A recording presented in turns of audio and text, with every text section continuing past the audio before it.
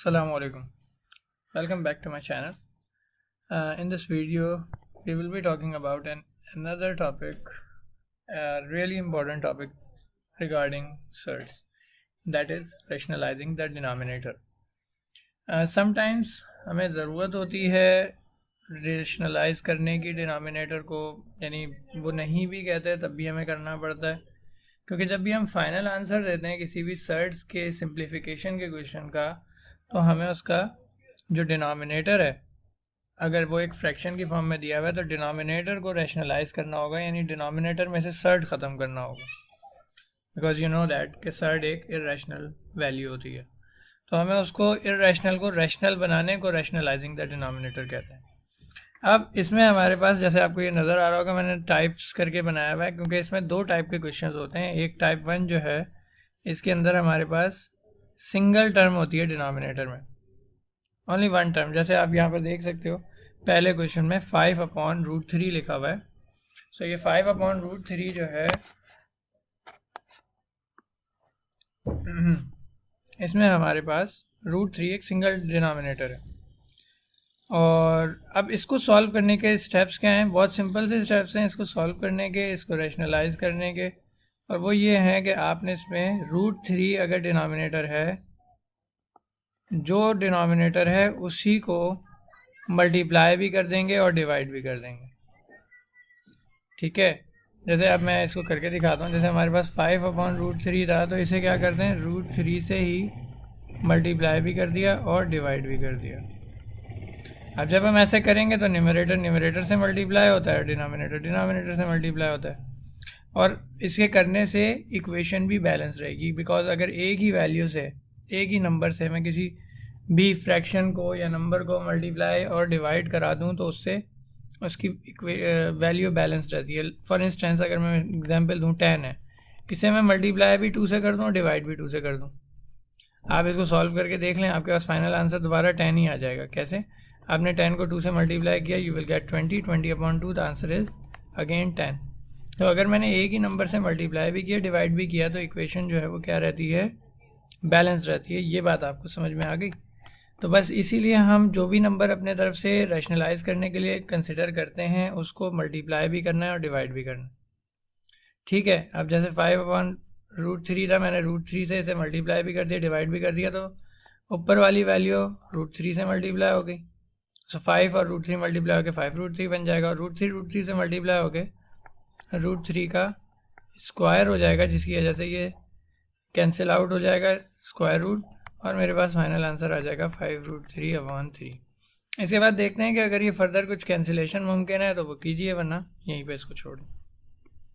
So now the next question that we are going to do is 9/√6। बल्कि यहाँ पे अगर मैं 2√6 लिख दूँ तो क्या होगा? तो बहुत से बच्चों के जहन में ये क्वेश्चन होता है कि 2√6 लिखा है, तो क्या पूरे 2√6 से मल्टीप्लाई करें और 2√6 से ही डिवाइड करें?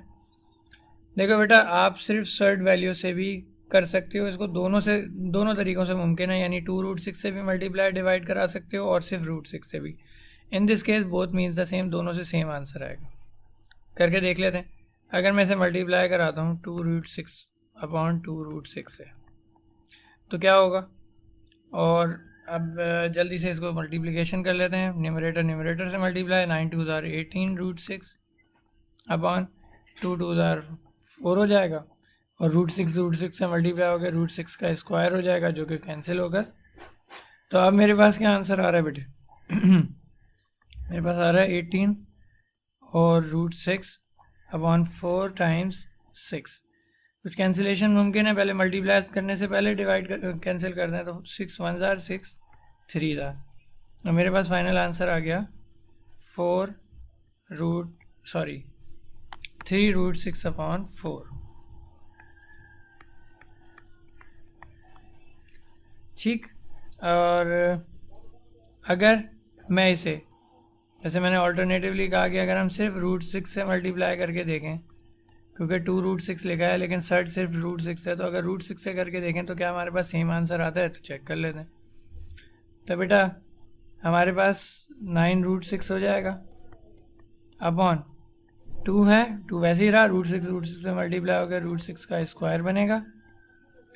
और अब हम चेक कर लेते हैं, 9 रूट 6 अपॉन 2 टाइम्स 6।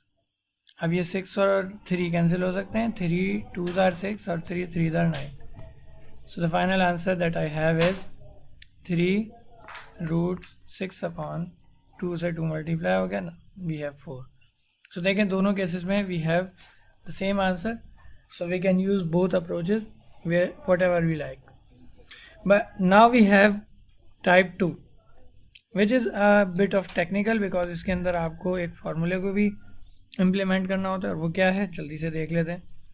इसके अंदर हमारे पास जब दो टर्म्स हों डिनोमिनेटर में, चाहे एक टर्म सर्ड हो, जैसे यहाँ पे दोनों टर्म सर्ड हैं, एक और दूसरे केस में एक टर्म सर्ड नॉर्मल नंबर है और एक सर्ड है, दोनों केस में आप एक ही अप्रोच यूज़ करोगे। और वो अप्रोच क्या है कि आपने जो भी डिनोमिनेटर है ना दो टर्म्स वाला, अगर वो इस फॉर्म में है कि उनके दरमियान माइनस है, जैसे रूट 3 के दरमियान में माइनस है रूट 2, तो आप क्या करेंगे, you are going to multiply it with root 3 plus 2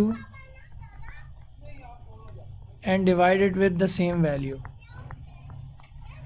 ठीक है, अगर यहाँ रूट 3 माइनस रूट 2 है तो आपने रूट 3 प्लस रूट 2 से मल्टीप्लाई किया है। And if in case it is root 3 plus root 2, तो आप इसे ऑपोजिट यानी रूट 3 माइनस रूट 2 से मल्टीप्लाई करोगे।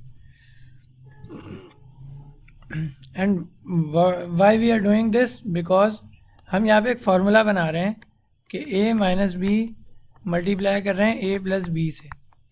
And you know when a minus B is multiplied with a plus B we get a square minus B square. अब इसमें एक फ़ायदा ये होता है कि दोनों टर्म्स में इंडिविजुअल स्क्वायर आ जाता है, जिसकी वजह से जो रैशनलाइजिंग का हमारा टारगेट है वो अचीव हो जाता है।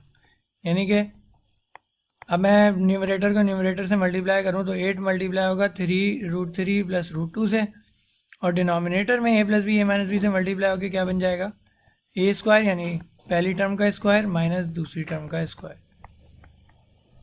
सो root 3 was the first term, root 2 was the second term, इन दोनों पे स्क्वायर कर दिया, दरमियान में माइनस लगा दिया बिकॉज फार्मूला में माइनस था बेटा।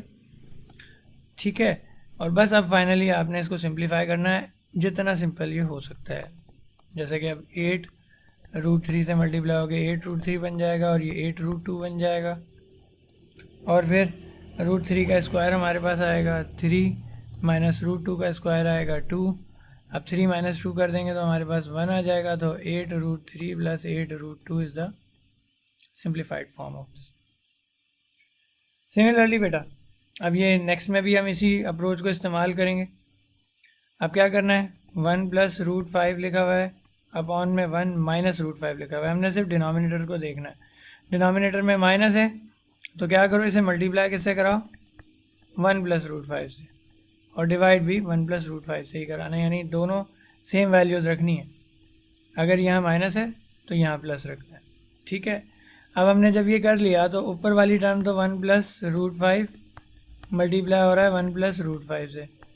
अब आप चाहें तो यहाँ पे मैंने इससे पहले क्वेश्चन में इनका स्क्वायर करने का तरीका भी बताया था कि आप यहाँ तो इन दोनों को मल्टीप्लाई कर दें बाय सिंपल एक्सपेंशन, या आप इसमें a प्लस बी का होल स्क्वायर फार्मूला इम्प्लीमेंट करें। जबकि नीचे हमारे पास डायरेक्टली फार्मूला लग रहा है जो कि 1 का स्क्वायर माइनस रूट 5 का स्क्वायर यानी a square minus B square है, और ये हमने जानबूझ के इसी से मल्टीप्लाई कराया था ताकि हमारे पास ये आंसर। अब इसके बाद क्या होगा बेटे, ऊपर वाली वैल्यूज़ में 1 प्लस रूट 5 1 प्लस रूट 5 से मल्टीप्लाई हो रहा है, तो पहले वाला पहले से, फिर पहले वाला दूसरे से, यानी कि 1 plus 1 multiply by 1 is 1, 1 multiply by root 5 is root 5, then root 5 multiply with 1 is, हाँ अब मैंने इसको किया फिर मैंने इसको किया, तो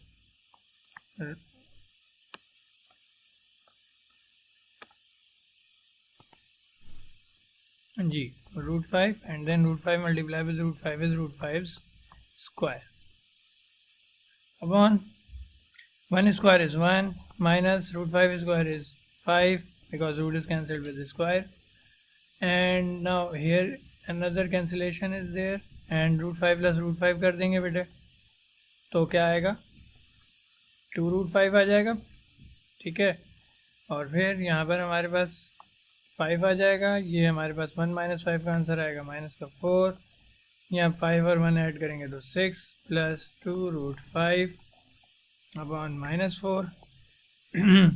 अच्छा, समटाइम्स इट नीडेड के वो चाहते हैं कि आपको अलग अलग टर्म्स की शक्ल में आंसर दो, तो ये -4 दोनों से इंडिविजुअली डिवाइड करा दो बेटा, ठीक है। अब जब इंडिविजुअली डिवाइड कराएंगे तो 2 3 2 2, तो ये -3/2 बन जाएगा। देखो एक जगह माइनस हो तो वो माइनस होल पे आ जाता है, इसी तरह ये माइनस प्लस ये भी माइनस हो जाएगा। अब 2 1 2 2, सो √5/2। So this is the final answer. Hope आप लोगों को ये समझ में आया होगा। इंशाल्लाह नेक्स्ट वीडियो में आप लोगों से मुलाकात होती है।